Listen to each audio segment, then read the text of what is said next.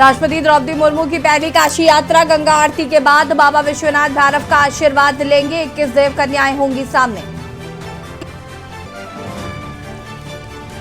बुक्सा जंजवाठी के लोगों से संवाद कार्यक्रम। राज्यपाल आनंदीबेन पटेल भी साथ रही मौजूद। गांधी सभागार राजभवन में कार्यक्रम का किया गया आयोजन।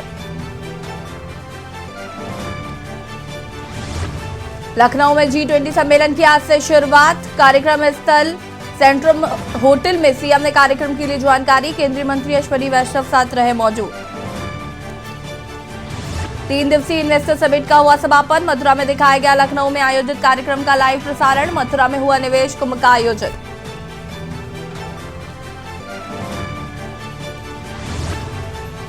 कांग्रेस से की हाथ से हाथ जोड़ो अभियान की शुरुआत। 2 महीने तक हापुड़ में चलेगा कार्यक्रम। कांग्रेस की नीतियों का होगा बखान। आज से चलेगा विशेष टीकाकरण अभियान। यूपी में 27 फरवरी तक टीकाकरण से छूटे बच्चों को लगाए जाएंगे टीके। आप देख रहे हैं के न्यूज, खबरों का सारथी।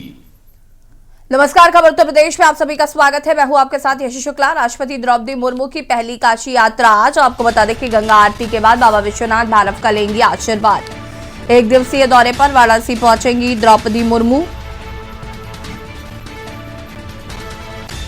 राष्ट्रपति द्रौपदी मुर्मू की पहली काशी यात्रा। 21 देव कन्याएं होंगी सामने।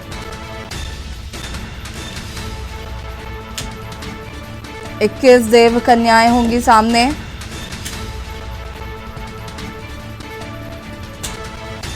एक दिवसीय दौरे पर वाराणसी पहुंचेंगी द्रौपदी मुर्मू।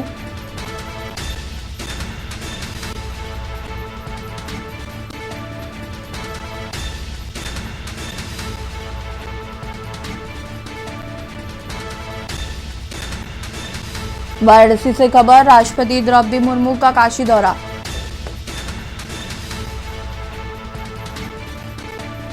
और इसी खबर पर ज्यादा जानकारी के लिए संवाददाता विकी डी हमारे साथ जुड़ चुके हैं। विकी, क्या कुछ जानकारी है राष्ट्रपति द्रौपदी मुर्मू के आज के दौरे को लेकर? जी बिल्कुल, ऐसी मैं आपको बता दूं, राष्ट्रपति द्रौपदी मुर्मू महामहिम का वाराणसी में आज प्रथम आगमन है और उनके आगमन को लेकर लगभग तैयारियां पूरी कर ली गई है। इस समय मैं कार्यक्रम स्थल पर मौजूद हूं। मैं अपने दर्शकों को दिखाना भी चाहूंगा।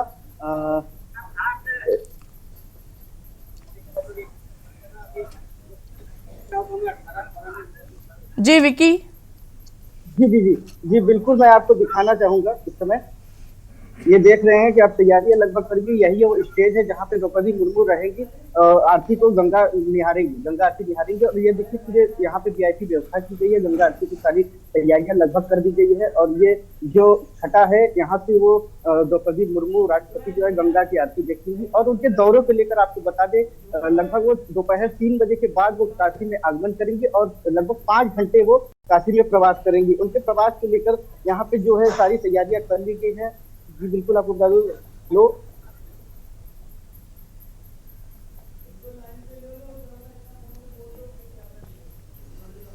विक्की को फिर से कनेक्ट करने की कोशिश करते हैं। विक्की की आवाज हम तक नहीं आ पा रही है। और बता दें आपको कि द्रौपदी मुर्मू का आज वाराणसी में, आपको बता दें कि प्रथम आगमन है। पहली बार वाराणसी दौरे पर है राष्ट्रपति बनने के बाद से। और तमाम तैयारियां जो है वो यहाँ पर की गई हैं उनके आगमन को लेकर। उनके आगमन को देखते हुए सुरक्षा के लिहाज से भी काफ़ी इंतजामात किए गए हैं। द्रौपदी मुर्मू का आपको बता दें कि ये प्रथम आगमन, तमाम तैयारियां उनके आगमन को लेकर की गई हैं। और ये बड़ी खबर आपको बता रहे हैं, द्रौपदी मुर्मू का वाराणसी दौरा।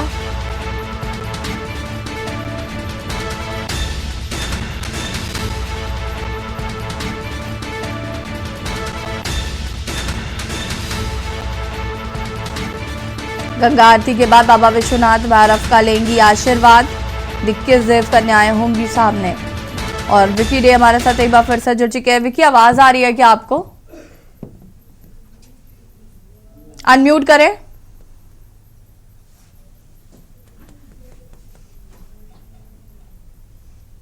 विकी की आवाज हम तक नहीं आ पा रही है। विकी अनम्यूट करें कृपया। आवाज आ रही है? जी कंटिन्यू करिए। जी, आज राष्ट्रपति द्रौपदी मुर्मू का प्रथम काशी आगमन को लेकर लगभग तैयारियां पूरी कर ली गई हैं और जो यहाँ पे ये मैं इस समय मौजूद हूँ कार्यक्रम स्थल दशाश्वमेध जो घाट है जहाँ पे वो गंगा आरती देखेंगी और इस घाट की जो पूरी तैयारियां लगभग कर ली गई है। यही एक स्टेज है, मैं आपको दिखाना चाहूंगा जहाँ पे द्रौपदी मुर्मू जो है यहाँ से गंगा आरती को निहारेंगी और ये देख सकते हैं आपकी पूरी तैयारियां कर ली, वीआईपी सोफे पे लगा दिए गए हैं और यहाँ पे जो 21 देव कन्याएं के रूप में जो लोग रहेंगे वो गंगा आरती में शामिल होंगे। और आपको बता दें कि दोपहर 3 बजे बाद जो राष्ट्रपति द्रौपदी मुर्मू काशी में आगमन होगा और बाबतपुर एयरपोर्ट से लेके मंदिर प्रांगण तक और दशाश्वमेध घाट तक जो सुरक्षा के पुख्ता इंतजाम किए गए हैं मैं आपको दिखाना चाहूंगा। यहाँ पे पुलिस की फोर्स लगी हुई है और ये गंगा घाट पे मैं मौजूद हूँ और आपको मैं बता दूं कि इस समय जो है वो काशी में जो 5 घंटे प्रवास करेंगी द्रौपदी मुर्मू और उनके आगमन को लेके नाव संचालन जो है लगभग 3 घंटे राजघाट से लेके 80 घाट तक बंद रहेंगे सभी नावें। जी बिल्कुल, और यहाँ पर क्या कुछ तैयारियां सुरक्षा के लिहाज से की गई है? बिल्कुल, सुरक्षा की बात की जाए तो यहाँ पे जहाँ पे वो गंगा आरती देखेंगी उसके आसपास जो पानी में एक डी घेरा बनाया जाएगा और उस घेरे के अंदर कोई भी नाव प्रवेश नहीं कर पाएगी। नाव उस घेरे के बाहर जो है बाढ़ राहत दल है, जल पुलिस।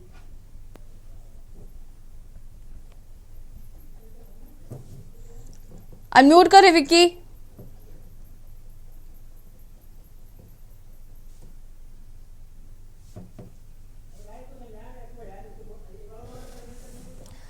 विक्की अनम्यूट करो।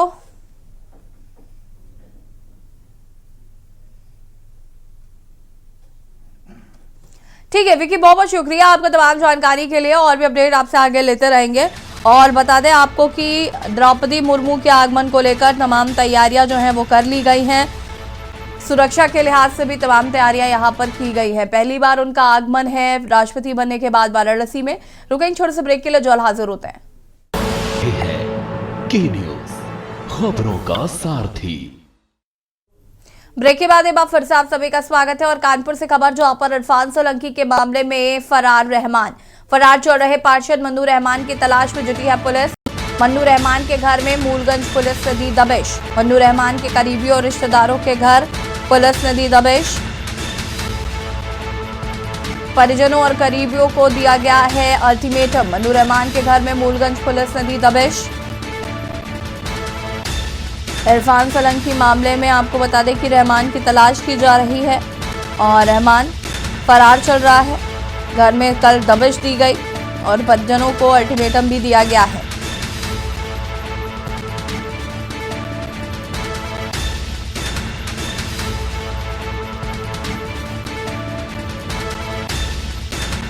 बड़ी खबर आपको बता रहे हैं कानपुर से।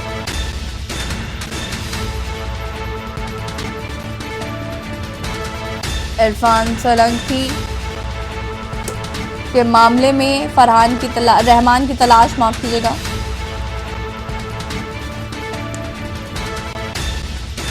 पुलिस घर में दे रही है दबिश। रहमान का पुलिस को अभी कुछ पता नहीं चल पाया है।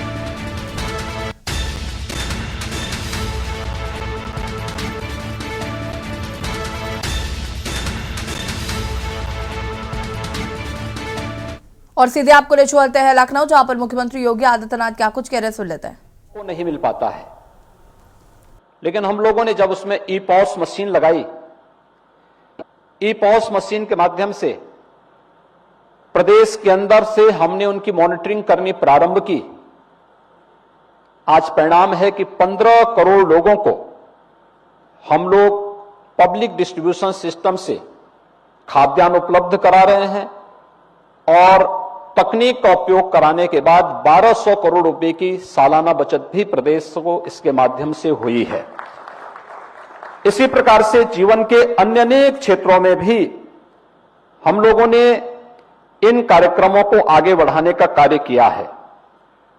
खासतौर पर प्रदेश के विभिन्न क्षेत्रों में जो कुछ भी आज परिवर्तन हम सबको देखने को मिलते हैं वह तकनीक के बेहतर उपयोग के माध्यम से हम सब देख सकते हैं।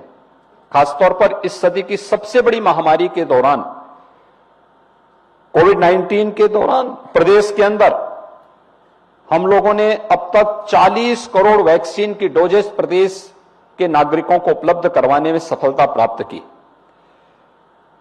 प्रदेश के अंदर 6.25 करोड़ कोविड टेस्ट कराने में भी हमने सफलता प्राप्त की।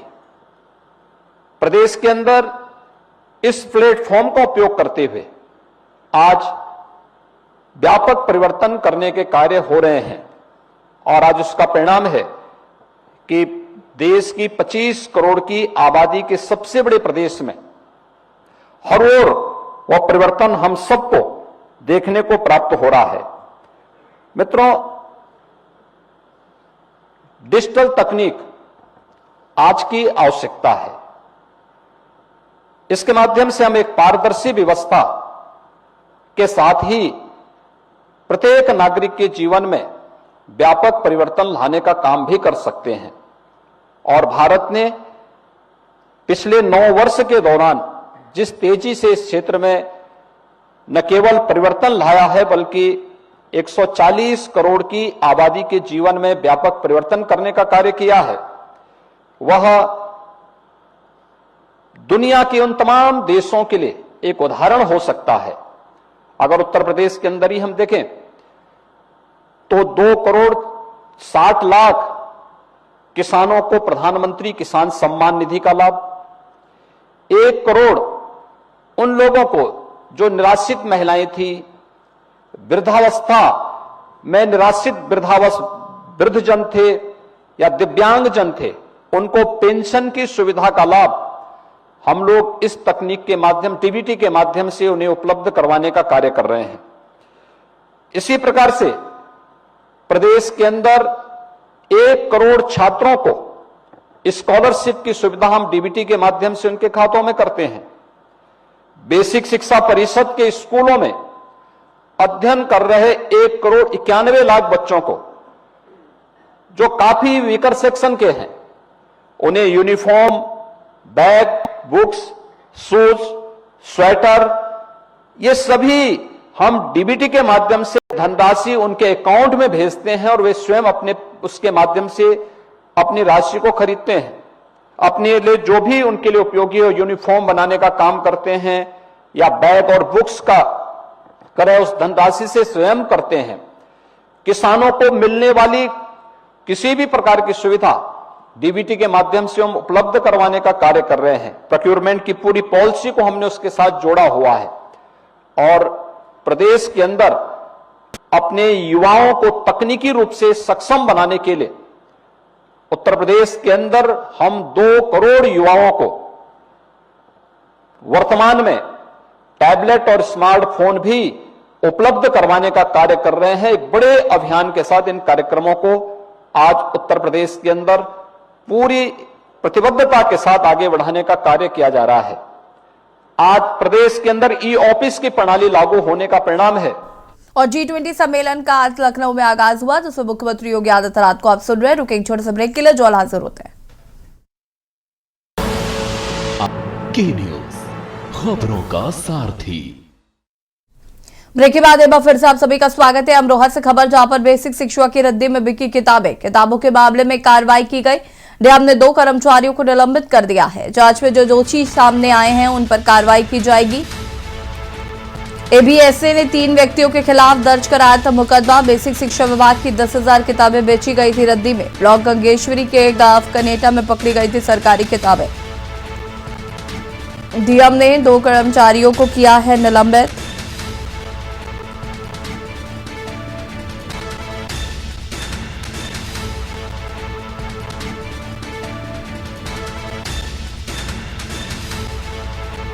बड़ी खबर आपको बता रहे हैं।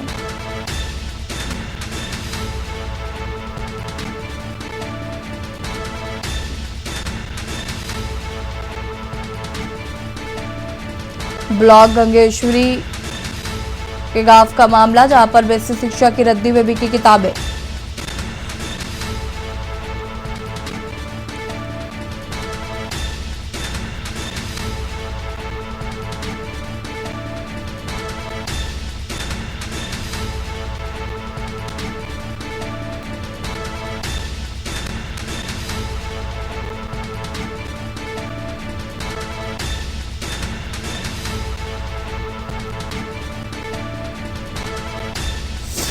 बेसिक शिक्षा की किताबें रद्दी में बिकी।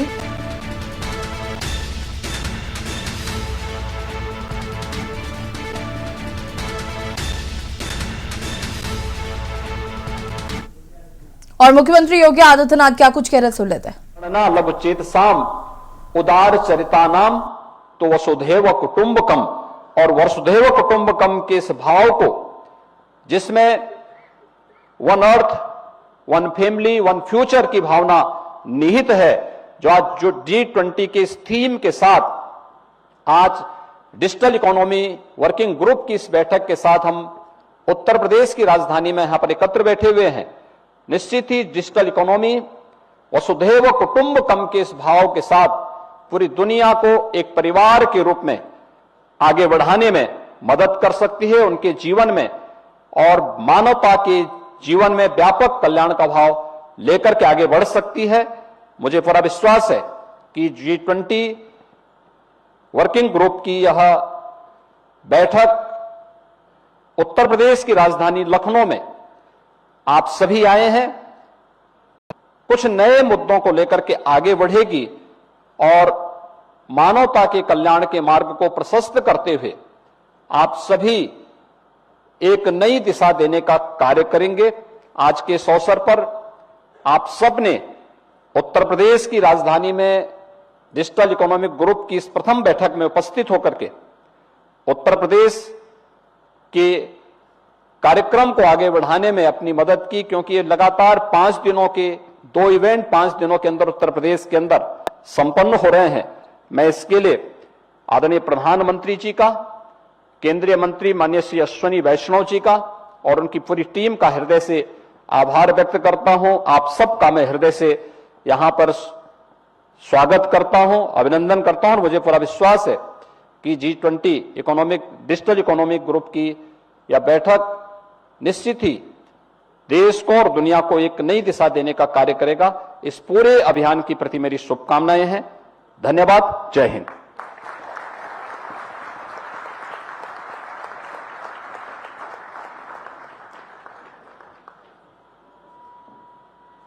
Thank you, Honorable Chief Minister, for sharing your valuable time and your thoughts with us. Deoband से खबर जो अपर हिंदू संगठनों के निशाने पर आए मौलाना अरशद बजदी। आपको बता दें कि ओम और अल्लाह को एक बताकर निशाने पर आए मौलाना। और ये खबर आपको हम बता रहे हैं, बजरंग दल नेता विकास त्यागी ने गिरफ्तार करने की मांग की है। हिंदू मुस्लिम एकता का ढोंग करते हैं मौलाना अरशद मदनी।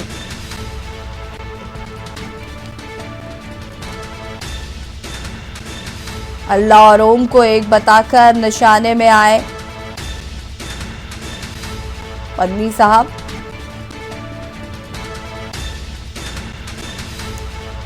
बजरंग दल नेता विकास त्यागी ने गिरफ्तार करने की मांग की है। उन्होंने कहा कि वो हिंदू मुस्लिम एकता का ढोंग करते हैं।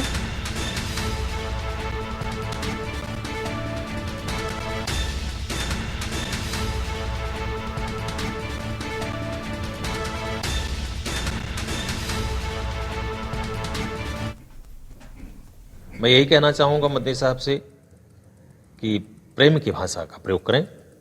जो भी वो बोल रहे हैं बड़ा आक्रामक है और हिंदू धर्म को लज्जित करने वाला है।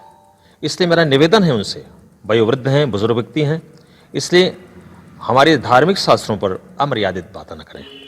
रही बात ओम और अल्लाह का, कहीं से कहीं तक कोई समन्वय नहीं है, दोनों अलग अलग हैं। इसलिए रही बात मदनी साहब की जो कहते हैं अल्लाह और दोनों ओम एक है, तो अपने शास्त्रों को लेकर वो आ जाएं, हम अपने शास्त्रों को लेकर आ जाएं, दोनों एक साथ एक मंच पे बैठ करके आपस में बहस कर लें। ओम बड़ा है कि अल्लाह बड़ा है, यह निर्णय हो जाएगा। इसलिए आप अल्लाह को मानते हैं, अच्छी बात आप मानिए, लेकिन ओम के साथ मत जुड़िए। यह निश्चित रूप से अनैतिक होगा और यह कतई धार्मिक शास्त्रों के लिए, समस्त सनातन धर्म के लोगों के लिए असहनीय है। जमीयत के नेता असद मदनी का बयान जमीयत के सम्मेलन के समापन पर जो आया है वो बहुत ही दुर्भाग्यपूर्ण है और उनके बयान की मैं कड़े शब्दों में निंदा करता हूं। एक तरफ जहां जमीयत के नेता हिंदू और मुसलमान की एकता की बात कर रहे हैं, दूसरा उन सब के बयान से साफ साफ जाहिर होता है कि वे दूसरों धर्मों पर भी साफ साफ उंगली उठा रहे हैं।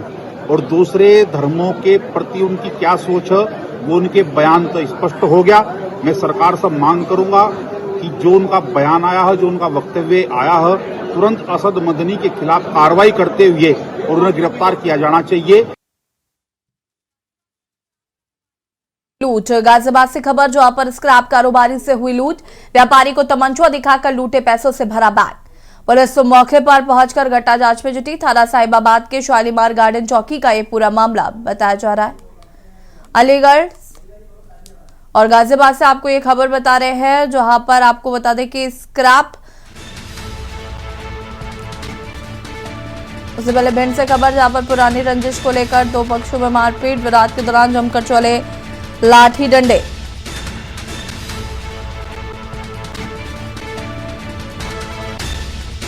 बड़ी खबर आपको बता रहे हैं।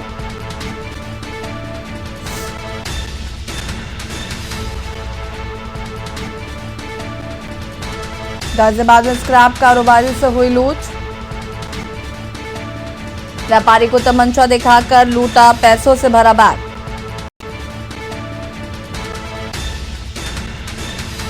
पुलिस मौके पर पहुंचकर फिलहाल मामले की जांच पड़ताल में जुटी।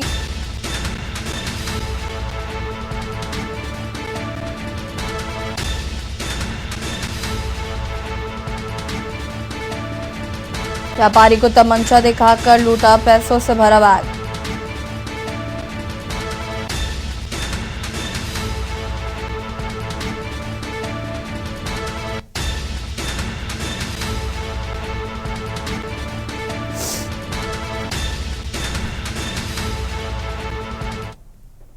अलीगढ़ से खबर, जहां पर दबंगों के घर में घुसकर की गई मारपीट। मारपीट का वीडियो हुआ वायरल।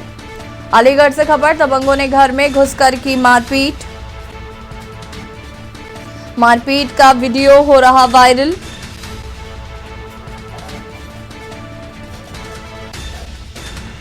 मामूली बात पर हुई मारपीट। घटना सीसीटीवी कैमरे में हुई कैद। तस्वीरें भी आपको हम टीवी स्क्रीन पर दिखा रहे हैं।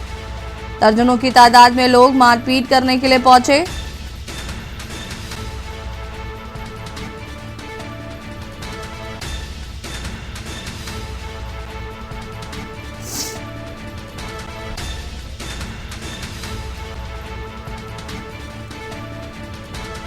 मारपीट का वीडियो वायरल ये वीडियो हो रहा है काफी तेजी से। मारपीट का वीडियो, करीब दर्जन भर लोग पहुंचे और उन्होंने मारपीट की।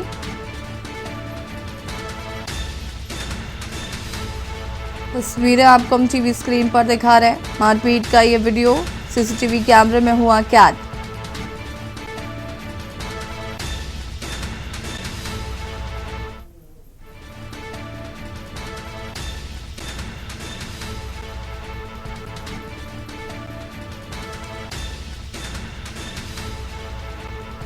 और ये तस्वीरें आपको हम दिखा रहे हैं टीवी स्क्रीन पर। सीसीटीवी में ये पूरी घटना कैद हुई। दर्जनों लोग मारपीट करने के लिए पहुंचे, तस्वीरों में आप देख सकते हैं। और इसी बीच आपको बरेली से खबर बता देते हैं। बरेली से खबर, गौकशी रोकने में पुलिस हुई नाकाम। बरेली से खबर, जहां पर गौकशी रोकने में पुलिस नाकाम नजर आ रही है। पशुधन मंत्री धर्मपाल सिंह के जिले में गौकशी की जारी लगातार हो रही। गौकशी से पुलिस अनजान, एक दिन पहले एसएसपी ने गौकशी रोकने की बात कही थी और पुलिस नाकाम साबित हो रही है। इंस्पेक्टर और रिठौरा चौक इंचार्ज को किया गया था सस्पेंड। बिथरी, दूसरे दिन फिर बड़ी संख्या में मिले गायों के अवशेष। इसी खबर पर ज्यादा जानकारी के लिए संवाददाता शानू कुमार हमारे साथ जुड़ चुके हैं। शानू, क्या कुछ जानकारी है मामले को लेकर? देखिए यशी, बरेली की बात की जाए तो बरेली से ताल्लुक रखने वाले उत्तर प्रदेश सरकार में पशुधन मंत्री धर्मपाल सिंह का खुद का जिला है और बरेली में ही अब गौकशी नहीं रुक रही है। लगातार लंबे अरसे से गौकशी की घटनाएं सामने आ रही थी। तमाम क्षेत्रों में रोजाना की बात की जाए तो गायों के अवशेष मिलते थे और जो गौ तस्कर थे वो अवशेष फेंक करके चले जाते थे और उसके बाद जो घटनाओं का खुलासा होता था तो वो जो गौरक्षक है, जो संगठन है, हिंदू संगठन है, वो लोग इन सब चीजों को सामने लेकर के आते थे। लेकिन अब बरेली पुलिस इन सब चीजों में नाकाम हो रही है। है। एक दिन पहले की बात करें तो एसएसपी अखिलेश चौरसिया ने एक इंस्पेक्टर और एक चौकी इंचार्ज को सस्पेंड किया था सिर्फ गौ तस्करी में लापरवाही बरतने के काम में। और अब एक दिन के बाद ही देखिए आज फिर जो बिथरी चैनपुर थाना क्षेत्र है वहां पर एक बड़े पैमाने पर गौ के जो अवशेष मिले हैं और खुद पुलिस ने जाकर के वहां पर क्रेन की सहायता से निकलवाए भी हैं। फिलहाल बरेली पुलिस इन तमाम गौ तस्करों पर रोक लगाने में नाकाम साबित हो रही है और ऐसी घटनाएं रोजाना सामने आ रही हैं। बिल्कुल, बहुत बहुत शुक्रिया आपका तमाम जानकारी के लिए। और बता दें आपको कि गौकशी की घटनाएं नहीं रुक रही हैं, पुलिस इन घटनाओं को रोकने में नाकाम साबित हो रही है।